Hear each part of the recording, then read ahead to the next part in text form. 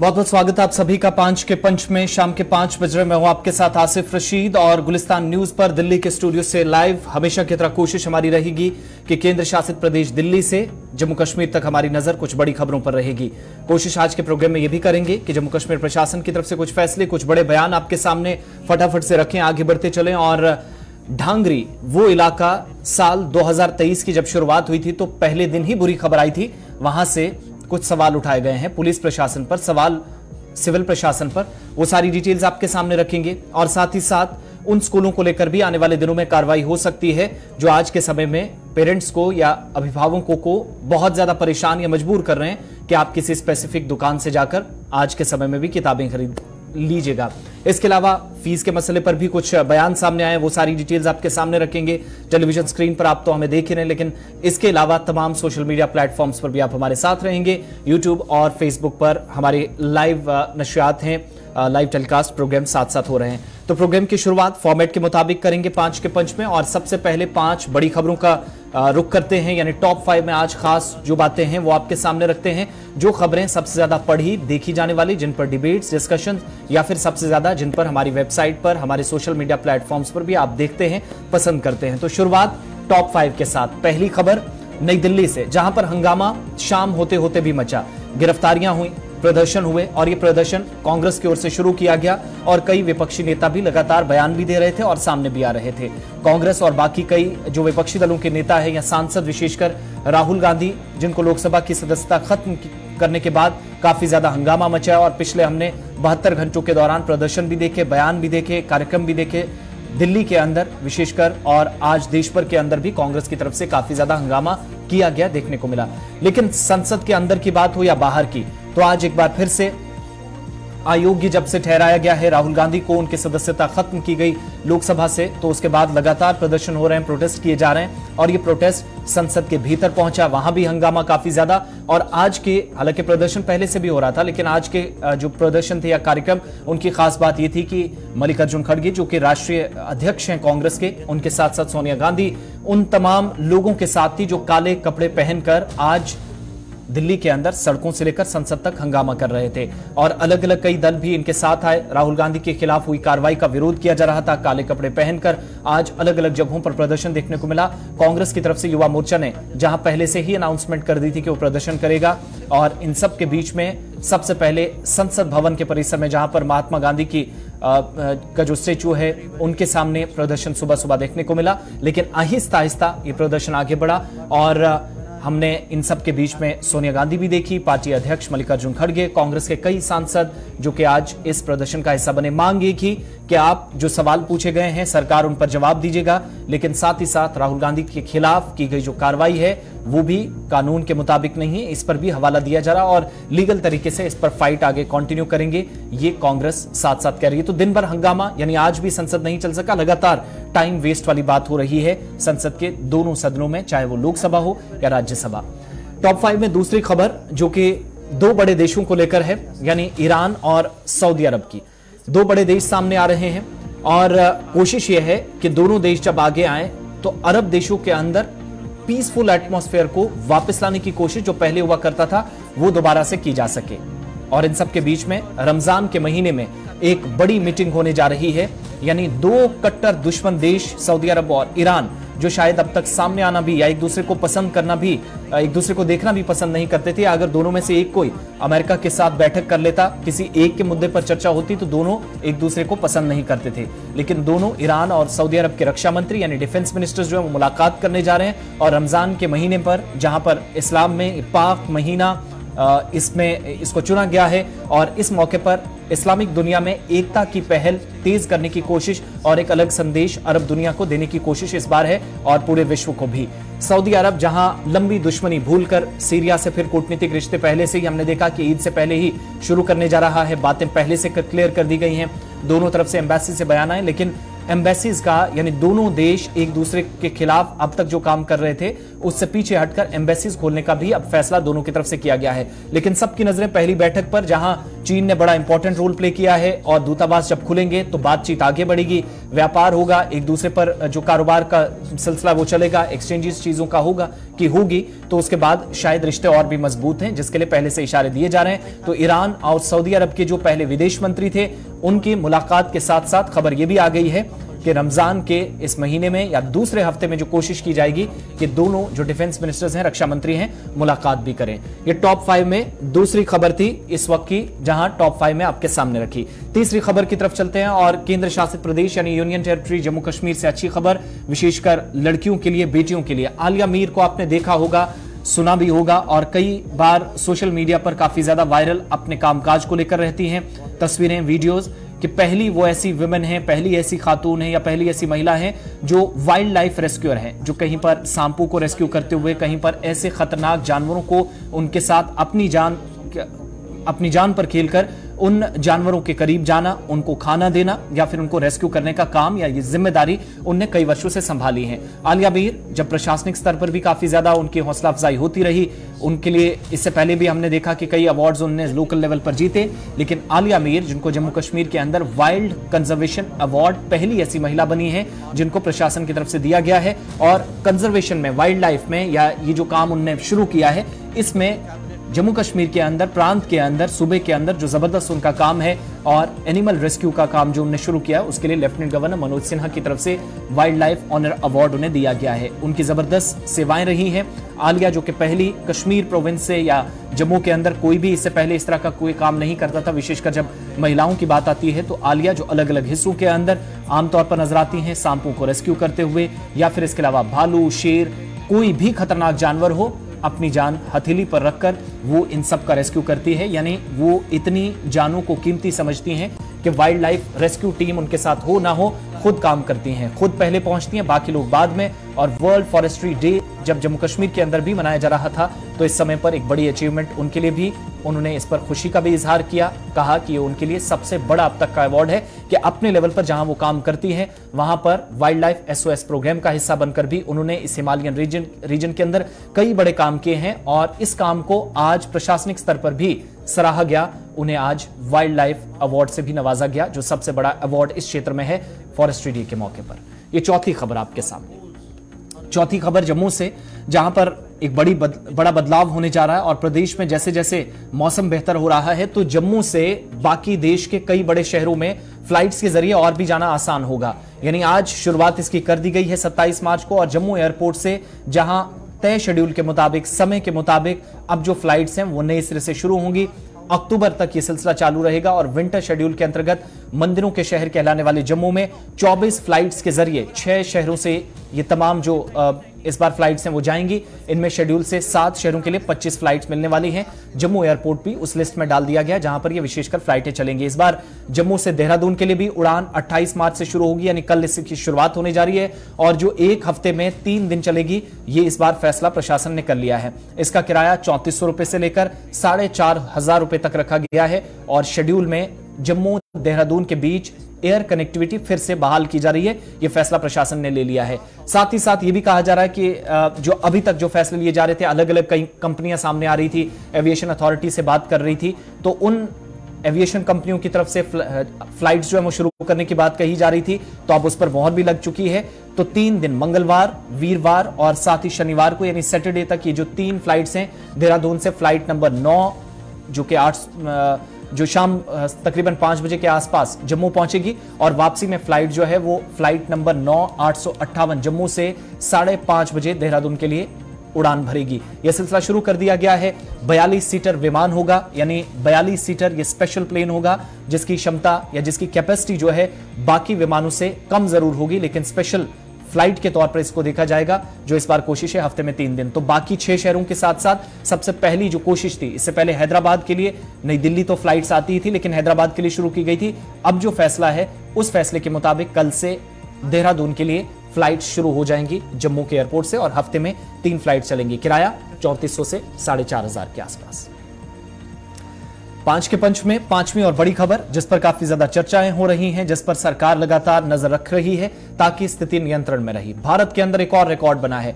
1800 Covid के cases, पिछले काफी समय से केसेस नहीं आ रहे थे, लेकिन लगातार जो दूसरा दिन बीता है, कल भी केसेस ज्यादा थे, आज नया रिकॉर्ड बना, 1800 प्लस केसेस आए। और महाराष्ट्र के अंदर जहां पर पिछली कोविड की जो लहर थी, सबसे ज्यादा डेथ्स हुई थी, सबसे ज्यादा लोगों की मौत हुई थी, वहां पर 397 केसेस सामने आए।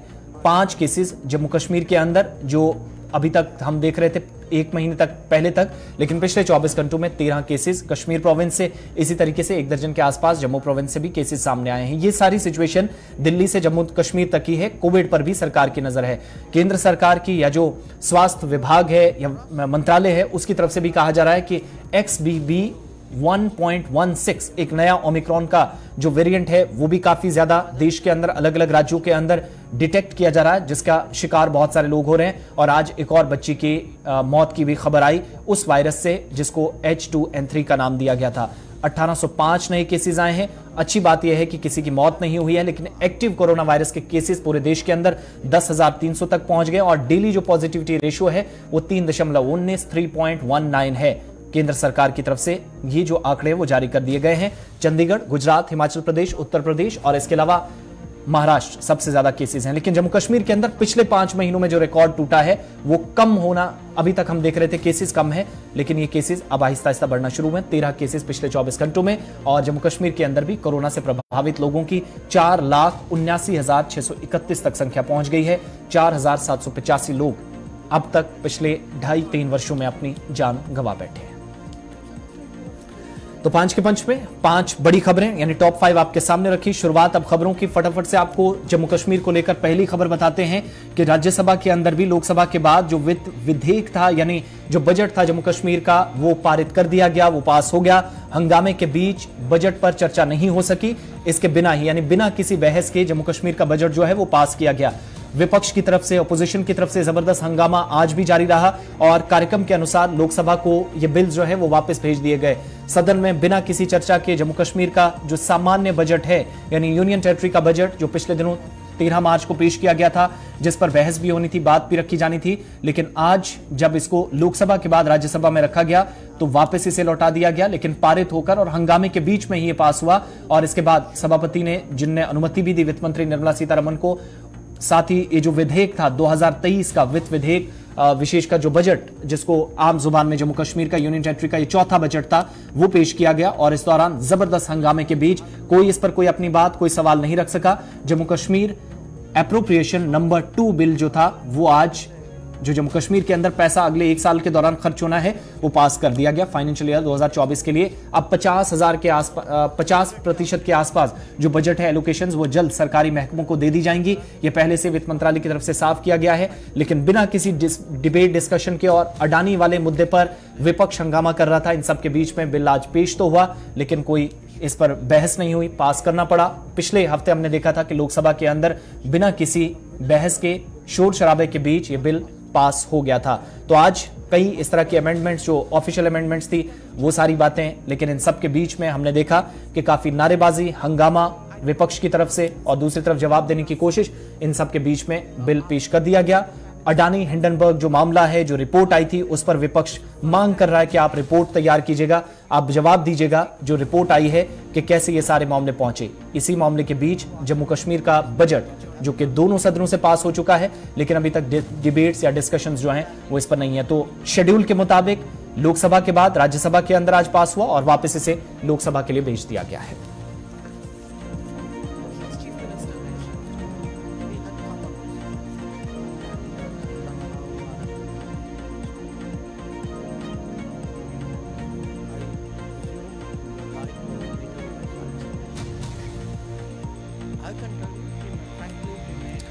चलिए बात जम्मू कश्मीर के स्कूलों की। बहुत सारे इलाकों से शिकायतें आ रही थी और इस पर एक और ताजा बयान सामने आया है डायरेक्टर स्कूल एजुकेशन कश्मीर का, जिनका ताजा बयान बताता है कि स्पेसिफिक दुकानों से किताबें खरीदने पर जो कहा जा रहा है, उस पर पेरेंट्स को जो मजबूर किया जा रहा है, उन स्कूलों के खिलाफ कड़ी कार्रवाई होगी। साथ ही साथ ये भी आश्वासन दिलाया, ये भी यकीनदहानी कराई गई कि उन लोगों के खिलाफ भी कार्रवाई होगी जो निजी स्कूलों के अंदर कामकाज करते हैं।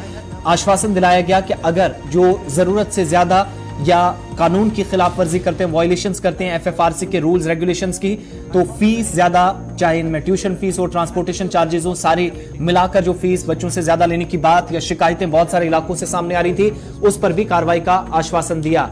विशिष्ट जो दुकानें हैं, स्पेसिफिक दुकानें हैं, वहां से किताबें खरीदने के लिए पेरेंट्स को मजबूर किया जाता है और ऐसे स्कूलों के खिलाफ कार्रवाई का एक बार फिर से आश्वासन दिया गया है।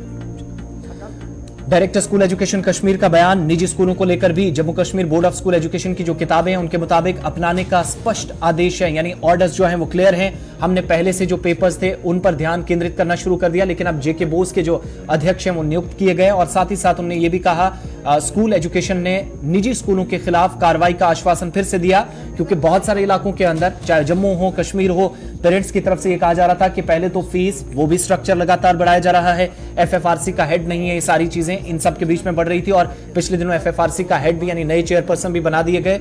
उन सब के बीच में एक ताजा बयान जिसमें कहा कि माता पिता की परेशानियां दूर होंगी।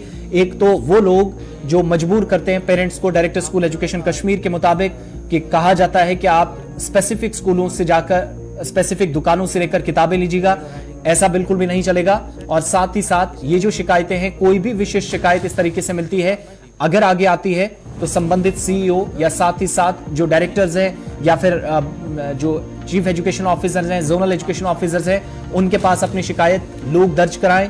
स्कूलों के खिलाफ कानून के मुताबिक कार्रवाई की जाएगी। संस्थान कोई भी होगा लेकिन कानून से ऊपर नहीं, डायरेक्टर स्कूल एजुकेशन कश्मीर ने क्लियर कर दिया और फिर से वार्न किया गया आज तमाम प्राइवेट स्कूलों को जिन पर बहुत सारे आरोप थे और शिकायतें पेरेंट्स की तरफ से की जा रही थी।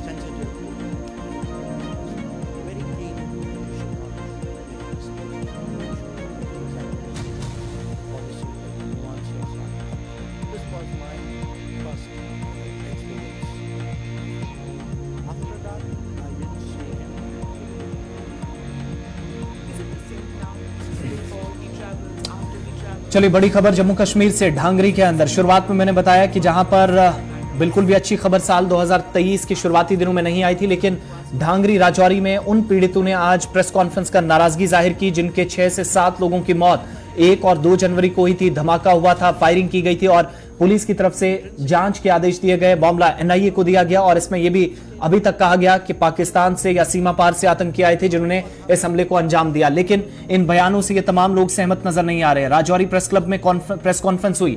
ढांगरी राजौरी के तमाम वो मुतासरीन या जो पीड़ित थे उन्होंने नाराजगी जाहिर की।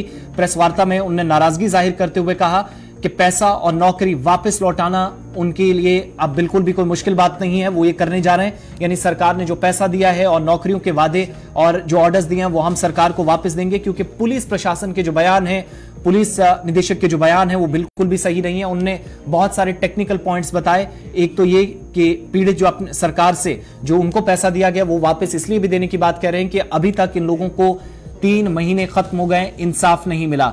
बातें तो बहुत सारी की गई लेकिन इन लोगों के अनुसार अभी तक सिर्फ नौकरी या फिर पैसे के अलावा कोई इस तरीके से बात नहीं की गई, सिवाय इसके कि ये तमाम लोग या आतंकी जो थे पाकिस्तान से आए थे और अगर ऐसा था तो फिर नीचे वाले एरियाज जो ढांगरी के हैं उस तरफ अगर कोई भागता है, ऑपरेशन भी चलते हैं, तो सारे लोग बेनकाब क्यों नहीं हुए जिन्होंने इन लोगों को पनाह दी, यहां तक पहुंचाने में जिनकी मदद की। ढांगरी के पीड़ित जो कि प्रेस कॉन्फ्रेंस कर रहे थे, इससे पहले हम ढांगरी पर और बात करें, उन लोगों की बात सुनते जो प्रेस कॉन्फ्रेंस कर रहे थे, जिसमें हमने वो तमाम लोग देखे जिन्होंने, किसी ने अपना भाई, किसी ने अपनी भाभी और किसी ने अपना बेटा खोया है या किसी का बाप चला गया। तमाम 7 लोगों की मौत जिस इलाके के अंदर हुई थी उस इलाके से राजौरी टाउन के अंदर पहुंचकर आज प्रेस कॉन्फ्रेंस में कई सवाल प्रशासन से पूछे गए लोगों की तरफ से। तो मेरे बच्चों को गए हुए आज 90 दिन हो गए, लेकिन आज दिन तक हमें कोई भी एजेंसियों की तरफ से किसी किस्म की कोई भी सिचुएशन नहीं आ रही है कि आपका केस कहाँ तक पहुँचा है, कहाँ तक नहीं पहुँचा है। और ऊपर से हमारे डीजी साहब ने ये बता रहे हैं हमें कि जो मिलिटेंट थे वो पाकिस्तानी थे और वापस पाकिस्तान में चले गए हैं। हमें यही इंसाफ उनकी तरफ से मिल रहा है। हम तो कुछ और ही सोच विचार करके बैठे हुए थे यहाँ पे कि हमारी जो एजेंसियाँ इतनी बड़ी एजेंसियाँ हमारे लिए लगाई गई हैं, हम सिर्फ यही चाहते हैं कि यहाँ पे वो ठहरे हैं जिनके घरों में उन्होंने खाना खाया रात में और उधर उन्होंने जो भी किया रात को, वो घर वाले आदमी हमें चाहिए। और जो आदमी ने हमारे बच्चों का जिन्होंने कातिल किया है, सिर्फ हमें वो, सरकार से हमारी यही विनती है। 2 दिन पहले हमारे डीजीपी साहब बयान करते हैं कि जो मिलिटेंट ढांगरी से आए थे वो पाकिस्तान के थे। बड़े दुख हुआ ये उनकी स्टेटमेंट हमने सुनते हुए, कि आप जब ये इंसिडेंट हुआ था तो आप ये कह रहे थे तीसरे दिन कि हम 80% जो है वो केस को हम सॉल्व कर चुके हैं, लेकिन हमें ये लग रहा है ये ऐसा पहली बार हुआ है कि कोई भी इंसिडेंट जब मिलिटेंट करते हैं तब जंगल की ओर जाते हैं वो, कोई भी इंसिडेंट करने के बाद। लेकिन ये ढांगरी में पहला इंसिडेंट हुआ है जिसमें जो मिलिटेंट हैं ये नीचे की ओर आए हैं और हर एक चीज उन्होंने इस्तेमाल की है। साढ़ा इंसाफ है कि साढ़े काज यही उग्रवादी ने कहने के बच्चे मारे ने साढ़े, तो उसी साढ़ा कोई फैसला इस टाइम कोई किसी आसे कुछ नहीं कहने से कि जी महीने का असें जो 2 महीने जो अस भी इस टाइम कुछ नहीं, असें जो कुछ दिता ना अस उन्हें वापस करना चाहने, जेह्ड़े उन्हें पैसे दिते असें अज अपना अकाउंट नंबर देन अस उसी अकाउंट नंबर पाई देने, असें पैसे की कोई जरूरत नहीं, असें चाहिए साफ साफ अपना इंसाफ। सारा बस एक ही लक्ष्य है यहाँ आने का कि हमें बस इंसाफ चाहिए।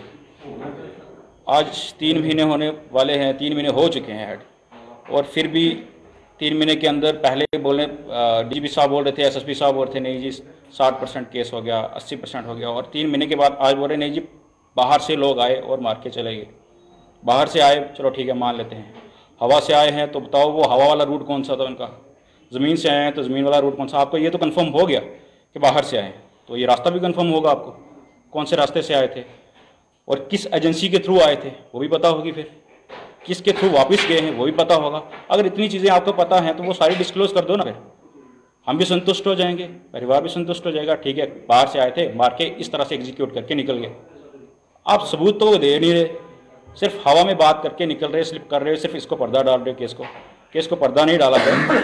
हमारी डिमांड बस यही थी जस्टिस की, अगर नहीं कर सकते तो वो सीधा बता दो कि हमारे बस की बात नहीं।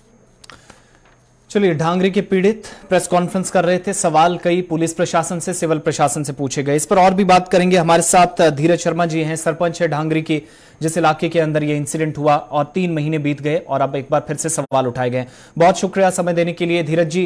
ये जो सवाल पूछे जा रहे थे, कितनी इसमें सच्चाई है कि अभी तक कुछ हुआ ही नहीं सिवाय 2 चीजों के, एक पैसा दिया गया और नौकरी का वादा किया गया, उसके लिए ऑर्डर्स दिए गए, सारी चीजें, और यहां तक कि हमने देखा कि कई टीमें भी इस इलाके का, जिनमें एनआईए की टीम भी थी, वो भी पहुंची, खुद होम मिनिस्टर पहुंचे, लेफ्टिनेंट गवर्नर गए, BJP, Congress, PDP, national conference, तमाम पार्टियों के हमने वरिष्ठ नेता यहां जाते देखे। लेकिन जो इन्वेस्टिगेशन का पार्ट था, कार्रवाई कहां तक पहुंची? क्योंकि आप पब्लिक रिप्रेजेंटेटिव भी हैं, शायद आपसे कोई टच हुआ हो टीमों का जो इलाके का दौरा करके जायजा ले रही थी, कहां तक ये इन्वेस्टिगेशन का सारा मैटर पहुंचा है जिस पर आज सारे सवाल पूछे जा रहे हैं? देखिए, आज 3 महीने हो रहे हैं बराबर जी, तो उसमें आपको मैं बताता चलूं कि 3 महीने में हमें आज तक जो है कोई भी कहीं जो है वो पुलिस प्रशासन द्वारा कहीं तक बस इन्वेस्टिगेशन चल रही है। हम जब भी उनसे पूछते हैं कहां तक केस पहुंचा, हमारा इन्वेस्टिगेशन चल रही है। जी जी, आवाज आ रही है, कंटिन्यू। आवाज डबलिंग आ रही है सर? बोलिए, आपकी आवाज आ रही है। हाँ जी। तो इसमें जो सबसे पहले जो आज जो है 2 दिन पहले हमारे डीजीपी साहब कहते हैं कि जो ढांगरी में जो इंसिडेंट हुआ था उसमें पाकिस्तान के लोग जो है, पाकिस्तान के इन्वॉल्वमेंट पाकिस्तान की है। जी जनाब, आज 3 महीने हो गए हैं बराबर। हम ये देख रहे थे कि हमें पूरी उम्मीद थी कि जो इस वक्त हमारी इन्वेस्टिगेशन एजेंसी कर रही है उसमें नेशनल इन्वेस्टिगेशन एजेंसी भी कर रही है, पुलिस जो है वो भी कर रही है, या जितनी बाकी एजेंसियां वो भी लगी है सारी। हमें ये पूरी उम्मीद थी कि जल्दी से जल्दी जो बताने जा रहे हैं, 2 महीने पहले जब ये कहते हैं हमारे डीजीपी साहब 1.5 महीने पहले कि हम 60%, 70%, 80% तक पहुंच गए हैं जी। हमें ये पूरी उम्मीद थी कि हमें ये जो सिस्टम है बताने जा रहे हैं, क्योंकि हम जब हम किसी भी तौर पर अगर ये एजेंसियां कर रही है, काम कर रही है, तो हम अगर उनको बताएंगे 80% बताइए कहाँ पर है, तो वहां पर गलत हो जाता है। जब वो बताएंगे तो उनकी इन्वेस्टिगेशन में दिक्कत आएगी। हमने कहा आप 100% पूरी करके हमें बताएं, लेकिन उसका ये नतीजा हुआ कि हमें 2 दिन पहले हमें ये एक जो हमारे डीजीपी साहब हैं उन्होंने ये बयान आता है उनका कि जो ढांगरी में इंसिडेंट हुआ। अब इनका मतलब सीधी सी बात मैं आपको बताता चलूं, हमारी एजेंसियां जो हैं वो क्लियर कर चुकी है कि ढांगरी में जो सक्सेसफुल नहीं रही है, वहां तक या पहुंचे नहीं है या हमें बता नहीं रहे। इसके पीछे रीजन क्या हमें नहीं पता है। एक चीज एरिया का माहौल, धीरज जी एक चीज और बताइएगा। आप कह रहे हैं कि सिर्फ बयान दिया गया और कुछ नहीं हुआ। ये जो टीमें दौरा कर रही थी, एनआईए की टीम है, राजौरी पुलिस भी लगातार केस में सारी डिटेल्स कलेक्ट करके कंसर्न लोगों तक पहुंचा रही है, टीमों तक पहुंचा रही। अब इलाके के अंदर जब टीमें जाती हैं तो इन्वेस्टिगेशन का हिस्सा आप भी होंगे, आपसे कोई जानकारी ली गई होगी, आपसे कुछ सवाल पूछे गए होंगे। गांव के जितने भी लोग थे, बहुत बड़ी आबादी इस गांव की है जो बताया जा रहा है, वहां पर लोकल लेवल पर क्या हुआ है उसका कोई नतीजा अभी तक पुलिस अफसरान की तरफ से कोई जवाब इस पर दिया गया है और कोई टाइम फिक्स किया गया है कि इतने समय के अंदर रिपोर्ट तैयार होकर सामने आ जाएगी? देखिए, जहां बात रही हमारी जितने भी लोग यहाँ पर हैं सभी ने कॉपरेट किया है। जो भी इन्वेस्टिगेशन एजेंसी यहाँ पर आई है उसने अपने बयान जो है वो रिकॉर्डेड किए हैं, सभी लोगों ने दिए। उसमें मेरा बयान भी है, हमारे यहाँ के लोगों का भी है। जो उस समय जब इंसिडेंट हुआ था, जो लोग वहां पर पहुंचे थे, उनके भी बयान भी रिकॉर्डेड किए गए हैं। फैमिलीज के भी, जो विक्टिम फैमिलीज हैं उनके भी किए हैं, आसपास के लोगों के भी किए गए हैं। लेकिन ये खाली रिकॉर्ड ही हो रहे हैं, जहाँ कहाँ रहे हैं, इन्वेस्टिगेशन कहाँ तक पहुंची है वो हमें समझ नहीं आ रही। और हद यहाँ तक हो गया है कि 2 दिन पहले एक जम्मू कश्मीर के हमारे डीजीपी साहब ये क्लियर कर चुके हैं कि पाकिस्तान से लोग आए थे। बहुत बहुत शुक्रिया धीरज जी बात करने के लिए, हमारे साथ अपनी बात रखने के लिए। प्रेस कॉन्फ्रेंस के जरिए कुछ चीजें रखी गई और धीरज शर्मा जो सरपंच है उसी इलाके के अंदर, इसके बाद हमने देखा सिक्योरिटी के काफी ज्यादा इंतजाम बहुत सारे इलाकों के अंदर नजर आए। सीआरपीएफ की एक्स्ट्रा डिप्लॉयमेंट और इसके अलावा विलेज डिफेंस गार्ड्स या जो पुरानी कमेटियां थी उनको दोबारा से सामने लाया गया। उन तमाम लोगों को, पुराने हथियारों को साफ करके हमने देखा कि नए सिरे से ट्रेनिंग और ये जो कैंप्स थे वो लगाए जा रहे थे प्रशासन की तरफ से। लेकिन सवाल उस इन्वेस्टिगेशन पर कि आखिर आपने इन्वेस्टिगेशन तो शुरू की है, कार्रवाई कहां तक पहुंची उस पर भी जवाब दीजिएगा। और डीजीपी के बयान से सहमत लोग नजर नहीं आ रहे। आगे बढ़ते हैं, बात कश्मीर की करते हैं। दक्षिण कश्मीर, साउथ कश्मीर का कुलगाम जिला, जहां से तस्वीरें बड़ी तकलीफ पहुंचाने वाली सामने आई हैं, क्योंकि दक्षिण कश्मीर के कुलगाम जिले में जहां दमहाल हांजीपुरा या डीएचपुरा जिसको कहा जाता है, यहां हरे सोने की लूट कैसे जारी है यह आप खुद अंदाजा तस्वीरों से लगा सकते हैं। आगे चलकर आपको बताएंगे। दमहाल हांजीपुरा के जंगलों में जहां पर जो स्मगलर्स हैं वो काफी ज्यादा एक्टिव नजर आ रहे हैं और तस्करों ने इस इलाके के अंदर क्या तबाही मचाई है, तस्वीरें आपके सामने और खुद अंदाजा लगाइएगा कि किस कदर यहां पर शायद बहुत सारे लोगों को या जो कंसर्न अथॉरिटीज हैं, फॉरेस्ट डिपार्टमेंट है, सोशल फॉरेस्ट्री है, उनको पता तक नहीं लगा होगा। लेकिन इस इलाके के अंदर कैसे सब सोने की लूट मचाई गई है।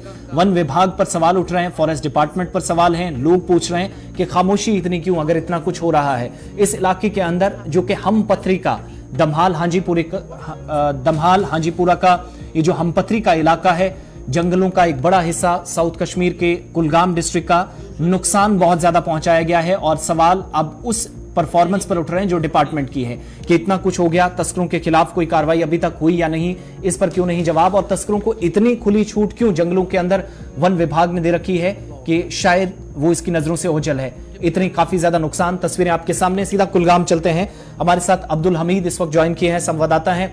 अब्दुल हमीद, और डिटेल्स दीजिएगा, क्या इस पर कुछ डिपार्टमेंट की तरफ से कोई कार्रवाई की गई है? लोग तो पूछ रहे हैं सवाल, लेकिन जो तस्वीरें हैं वो काफी तकलीफ पहुंचाने वाली, अजियत पहुंचाने वाली हैं। इस पर स्टेक क्या है, क्या टेक अभी तक है डिपार्टमेंट का, और जो लोग इसमें मुलव्विस हैं किसी की निशानदेही हो सकी है? यहाँ पे जो फॉरेस्ट गार्ड है दमहाल हांजीपुरा की अगर हम बात करें, हमपथरी में जहाँ पे ये वाक़ा पेश आया है, जहाँ पे बेतहाशा इन दरख्तों को काटा गया है, जहाँ पे काफी सारा नुकसान हुआ है, जो कौमी असासा है उसको नुकसान पहुंचाया गया है, और जो हमारा माहौलियाती निज़ाम है उसको दरम बरम करने की कोशिश की जा रही है। उस पर एक फॉरेस्ट गार्ड, फॉरेस्टर बना दिया गया है, उसके हवाले इस कंपार्टमेंट को कर दिया गया। 17N जो कंपार्टमेंट है उसके हवाले कर दिया गया। उसने इस कंपार्टमेंट में बेतहाशा दरख्तों को काट दिया है। वहां पे अगर मुकामी लोगों की बात करेंगे, मुकामी लोगों का कहना है कि ये फॉरेस्ट गार्ड और स्मगलरों के बीच का मामला है, उन्हें ताय बाय करके इस काम को अंजाम दिया है। ये जो दरख्त वहां पे है, ये जो हमारा कौमी सरमाया है, इसको जाया करने की कोशिश की जा रही है। और जब हमने ऑफिसर से बात की तो उन्होंने कहा कि हम इस मामले की ओर देख रहे हैं, तो इसमें देखें कि कौन मुलविस है, उसके खिलाफ कार्रवाई कर दी जाएगी। मगर अगर हम बात करें, इससे पहले भी कई सारे मामला ऐसे पेश आए, उनके खिलाफ भी कहाँ तक कार्रवाई हुई। ये जो हमें यहाँ पे कंजर्वेटर से हमने बात की, उसने कहा कि जंगलों की हिफाजत हमारे जी। अब डिपार्टमेंट, अब्दुल हमीद, डिपार्टमेंट इस पर क्या कह रहा है? कोई हाथ भी लगा है या खाली सिर्फ बातें हो रही हैं? तस्वीरें तो जो सामने आई हैं वो सब देख रहे हैं, डिपार्टमेंट क्या कर रहा है? डिपार्टमेंट तो खाली कहा कि घोड़े दौड़ा।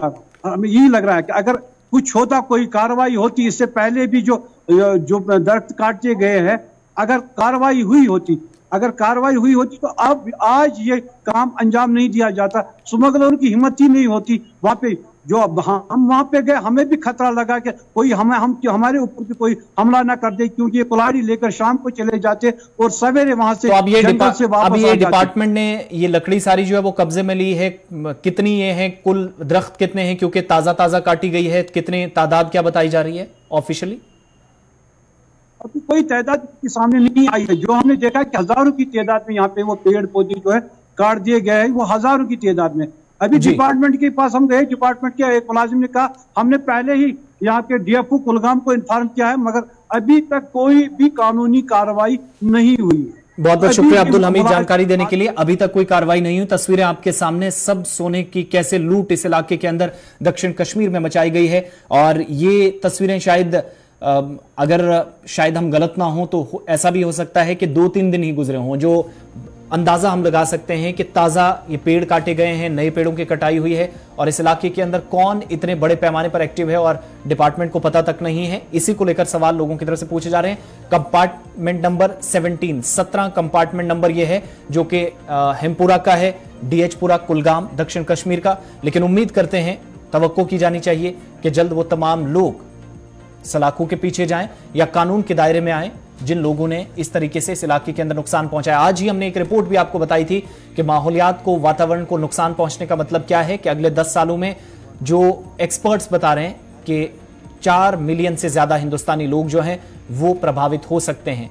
इस तरीके से हालात मुल्क के अंदर बदल रहे हैं। जब हम क्लाइमेटिक कंडीशंस की बात करते हैं तो फिर जब ये सूरत हाल हमारे सामने है, ऐसी परिस्थितियों में आप क्या जवाब लेंगे? शायद डिपार्टमेंट बेहतर तरीके से जाने और कोई उपाय शायद उसके पास हो कि गुनाहगारों को सामने लाया जाए, बेनकाब किया जाए। चलिए, कार्यक्रम के आखिर में एक खास रिपोर्ट आपको बताते हैं। तारीखी घंटाघर लाल चौक के अंदर क्लॉक टावर देखा तो आपने होगा हर बार काफी ज्यादा। कश्मीर के अंदर कुछ भी हो तो लाल चौक सबसे पहले जुबान पर आम शहरियों के होता है। और लाल चौक के अंदर 1980 में बनाया गया ये घंटाघर आज 2023 में मार्च के महीने में कुछ चीजों को लेकर अपनी हालत पर आंसू बहा रहा है। सवाल लेफ्टिनेंट गवर्नर प्रशासन पर भी है, सवाल श्रीनगर म्युनिसिपल कॉर्पोरेशन पर भी है, सवाल डिस्ट्रिक्ट एडमिनिस्ट्रेशन श्रीनगर पर भी है, या जो सूबाई इंतजामिया है, डिविजनल इंतजामिया है, उस पर भी है। 4 घड़ियां यहां पर लगी हैं। शहर को खूबसूरत बनाने का जिम्मा जो है वो डिपार्टमेंट ने हाथ में लिया है, श्रीनगर म्युनिसिपल कॉर्पोरेशन के हाथ में इस वक्त है। 66 से ज्यादा प्रोजेक्ट्स हैं स्मार्ट सिटी के नाम पर, इनको बेहतर किया जाना है। स्मार्ट सिटी के नाम पर प्रोजेक्ट्स चल रहे हैं, करोड़ों रुपए खर्च हो रहे हैं, जम्मू की तरह कश्मीर के अंदर भी। लेकिन एक छोटा सा एरिया जिसका पिछले दिनों मैप जारी किया गया कि इस तरीके से अब यहां लेन्स बनेंगी, फुटपाथ बनेंगे, गाड़ियां किस तरफ से जाएंगी, पार्किंग कहां पर होंगी, आम लोग कहां पर खड़े हो पाएंगे, क्रॉसिंग का रास्ता कौन सा होगा, वो सारी चीजें बताई गई। लेकिन यह नहीं बताया गया कि घंटाघर पर 4 घड़ियां लगी हैं, उनका समय एक साथ चले, घड़ियां एक टाइम पर रहें, ये कौन फिक्स करेगा? 4 घड़ियां, टाइमिंग अलग अलग। तारीखी लाल चौक में ये जो घंटाघर है या क्लॉक टावर है, यहां पर एसएमसी पर सवाल क्यों उठ रहे हैं? प्रोग्राम के आखिर में ये रिपोर्ट देखिएगा। 5 के पंच में मुझे इजाजत दीजिए, इस रिपोर्ट के साथ आपको छोड़कर जा रहा हूं।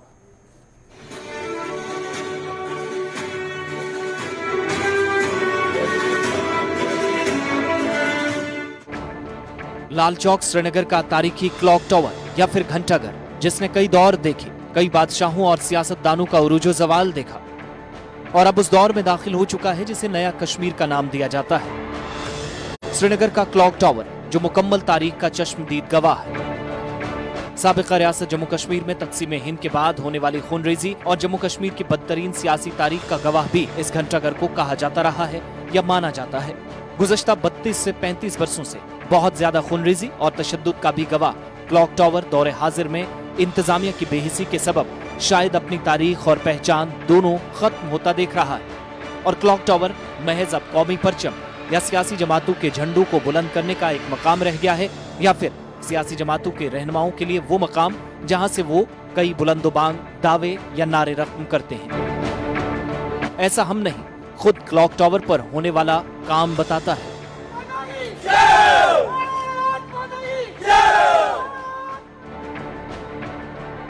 दरअसल श्रीनगर के मशहूर घंटाघर लाल चौक में 4 घड़ियां लगी हैं। चारों घड़ियां जिनके औकात मुख्तलिफ हैं, जिसे लेकर आम शहरी सवाल उठा रहे हैं। अलग अलग टाइमिंग वाली ये घड़ियां जिन पर सवाल उठे भी क्यों ना, क्योंकि शहरी श्रीनगर में स्मार्ट सिटी मंसूबे के तहत सरकार या श्रीनगर म्युनिसिपल कॉर्पोरेशन करोड़ों रुपए खर्च कर रही है। श्रीनगर शहर के दर्जनों प्रोजेक्ट्स हैं जिनको स्मार्ट सिटी के तहत पूरा किया जाना है, मगर उन अहम मंसूबों में क्लॉक टावर शायद अब नहीं है। ऐसा तस्वीरें देखकर लगता है। क्लॉक टावर लाल चौक में लगी सभी घड़ियां इस बात की तस्दीक कर रही हैं कि अब श्रीनगर म्युनिसिपल कॉर्पोरेशन का खराब वक्त चल रहा है और क्लॉक टावर तरजीहात में नहीं है। ये वही श्रीनगर है जहां लाल चौक घंटाघर की अपनी अहमियत है। यहां 1992 में बीजेपी लीडर मुरली मनोहर जोशी ने उस वक्त की एकता यात्रा कन्वीनियर और मौजूदा वज़ीर-ए-आज़म नरेंद्र मोदी के साथ तिरंगा लहराया था। मुरली मनोहर जोशी जो उस वक्त बीजेपी के सीनियर लीडरों में सरफहरिस्त थे। योम आजादी या फिर योम जमहूरिया पर यानी 15 अगस्त और 26 जनवरी को भी तारीखी लाल चौक पर कौमी परचम लहराए गए और ये मकाम फिर दुनिया भर में सुर्खियों में आया।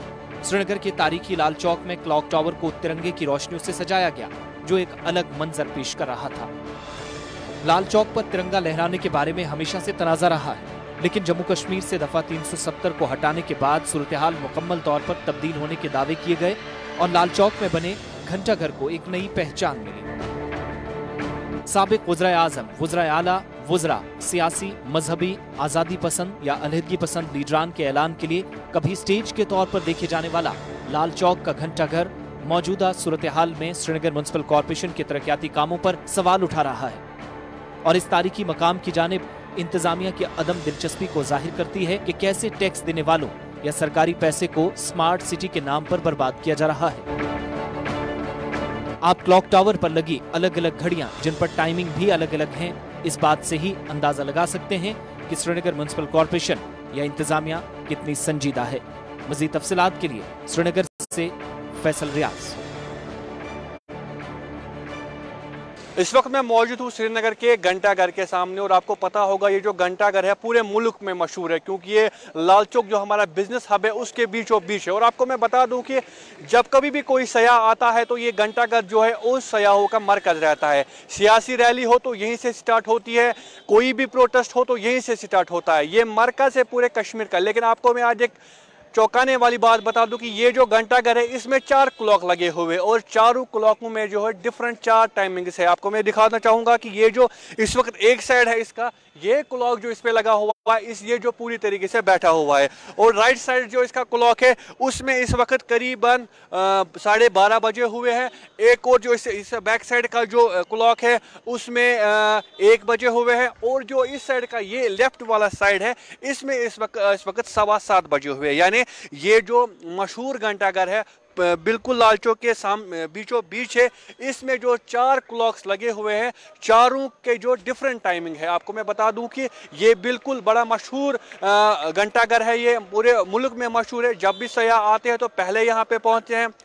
जब भी कोई फॉरेनर आता है यहाँ पे पहुँचता है, यहाँ पे फ़ोटो खींचता है और मरकज़ रहता है हमेशा सियाहों का या जो यहाँ के लोकल है उनका भी ये मरकज़ रहता है। लेकिन बदकिस्मती की ये बात है कि पूरे शहर में इस वक्त स्मार्ट के तहत काम चल रहे हैं, करोड़ों रुपया जो है इस पर लगाया जा रहा है, लेकिन किसी का भी फोकस किसी का भी तवज्जो इन क्लॉक्स पे अभी तक नहीं पड़ा कि काफ़ी टाइम से ये क्लॉक्स बैठे हुए हैं, इनमें कोई टाइमिंग ही नहीं है। एक क्लॉक इनमें बैठा हुआ है लेकिन किसी का भी अभी तक इसमें कोई तवज्जो नहीं रही, जो कि बड़ी बदकिस्मती की बात है। सियासतदान हो वो भी सबसे पहले यहाँ पे पहुँचते हैं, कोई समाजी कारकुन हो वो भी सबसे पहले यहाँ पे पहुँचता है। एहतिजाज की बात हो तो स्टार्ट यहीं से होता है, सियासी रैली की बात हो तो यहीं से होता है। लेकिन अभी तक इस घंटाघर के जो क्लॉक्स है इस पर किसी का ध्यान नहीं गया कि क्यों आज तक इनकी टाइमिंग जो है गलत रही, क्यों इसको आज तक ठीक नहीं किया गया।